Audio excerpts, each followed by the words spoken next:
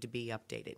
When we look at raising taxes, income tax or any other sort of tax, sales tax or any type of tax, we have to look at how that impacts families and how does that grow jobs and how does that encourages businesses to stay in Illinois or come to Illinois. So property tax is one of the areas that people look at. So if we're going to increase income tax, we have to have parity with some sort of property tax freeze, reform, relief that gives people some balance, that allows them to find qualified employment, encourages businesses to stay in Illinois. These are the things that we hear about all across the state every day. And we're close. But there are a couple of key issues that are fluid, and we talk back and forth. And so I'm optimistic that we're going to get there as we continue to talk today, and have a conversation that hopefully will get us to a point that everybody can live with. Good morning. Jason Barrickman from Bloomington. I, like my colleagues here, want to certainly speak to what I believe is incredible progress that we've seen in these continued negotiations on a number of areas. As Senator Brady and Senator McConnaughay have stated, there's a few remaining items that need to be wrapped up as part of these negotiations. I'm optimistic, like the others here, I'm optimistic that can be done. As it relates to the education funding component, obviously this is a topic that has garnered a lot of attention in the General Assembly.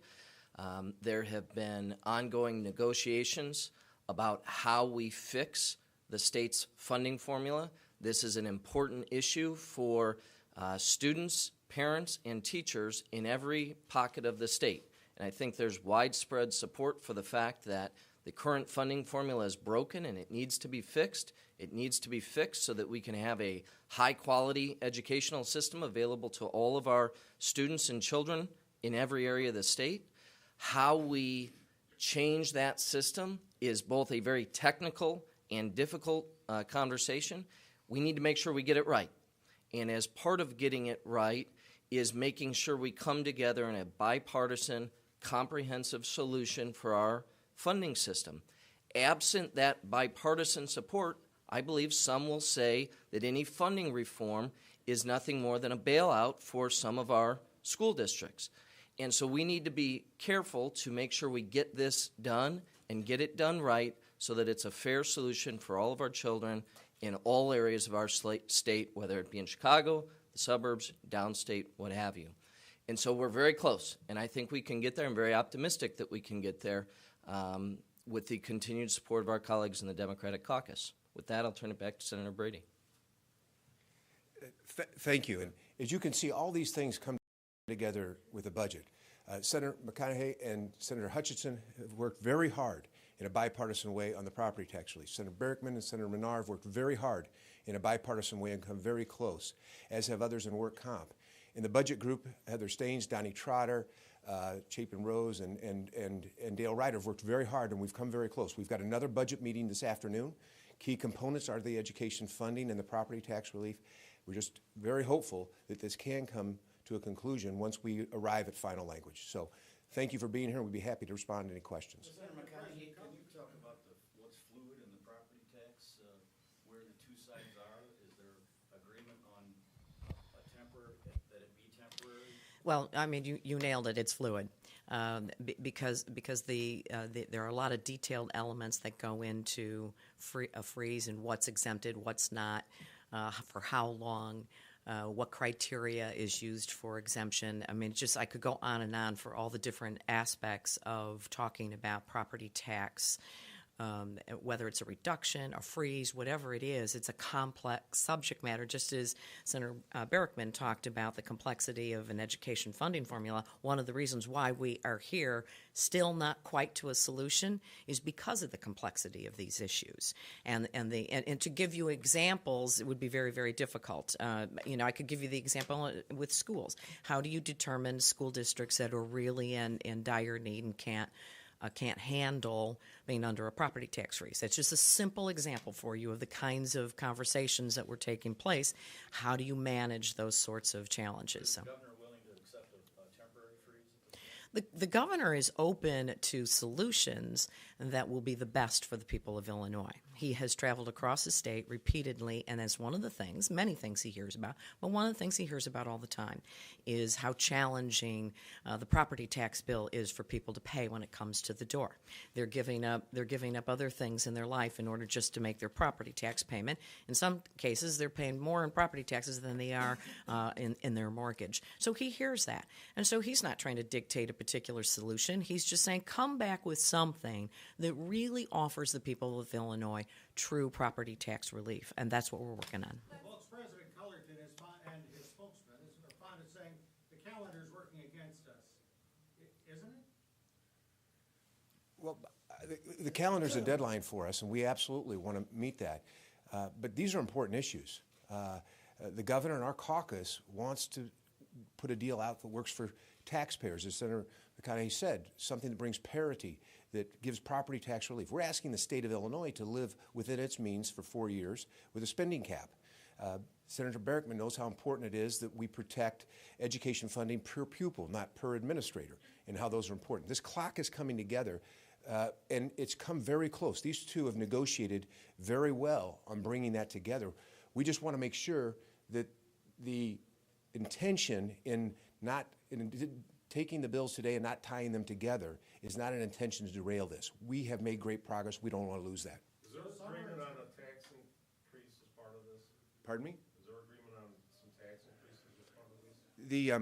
The budget bill has been negotiated and predicated on a temporary increase of 1.2% in the income tax, but it's imperative, as we've said in the budget meetings and as Senator McConnaughay just said, that there be parity in term with property tax relief for property taxpayers, and that there be a spending cap in this so that we're not asking local governments to do anything we're holding ourselves accountable to and living within our means for that period. So 4.95%? That is the rate that my budget introduction was predicated on and what we've been negotiating on. What about expanding the sales tax or any of that other things that have been discussed? As you know, that's very fluid, and they're part of the grand bargain talked about that. There's been discussions about that. There's been no expansion over the grand bargain, but we're still talking about the reality of those. Bill, in all due respect, several of you said fluid, but it's 2 weeks to go.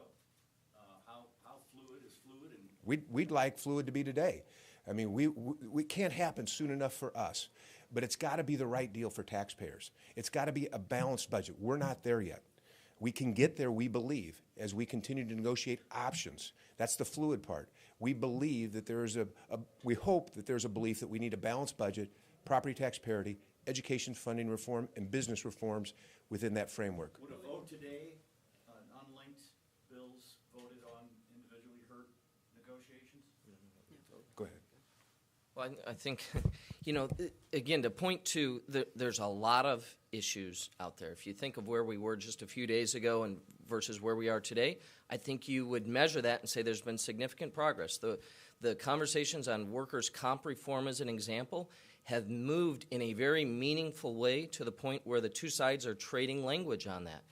I think it's, we can't answer questions about what's going to happen this afternoon because we don't even know what bills the Democrats may put forward. We do know that there's some few remaining items, the property tax relief to address the skyrocketing property tax payments that homeowners and property owners are paying, the education reform piece that I spoke to earlier.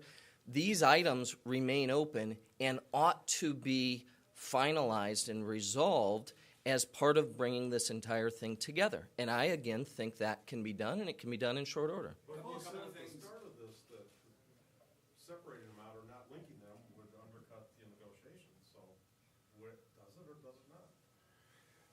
We haven't seen it. What we're concerned about is we don't want the negotiations to be undercut. We want to keep moving forward. We've put a lot of effort into this. The people of Illinois need a property tax relief. They need an education funding bill. They need a balanced budget. They need business reforms. What you all have reported in the last news cycle has given us some concern that it could derail it. We don't want it to happen. Can you address a couple of things? First, property tax freeze, is that going to be coupled with the temporary income tax? Same duration, also workers' compensation? Again, again, not to keep coming back to how fluid this is, but obviously the idea on a property tax freeze is to create parity with any income tax increase in order to provide a balanced relief to taxpayers in the state of Illinois. The specifics of how that ends up, how many years, for what length of time, and what the details on it are still in conversation. We're having, as soon as we leave here, we're continuing conversation.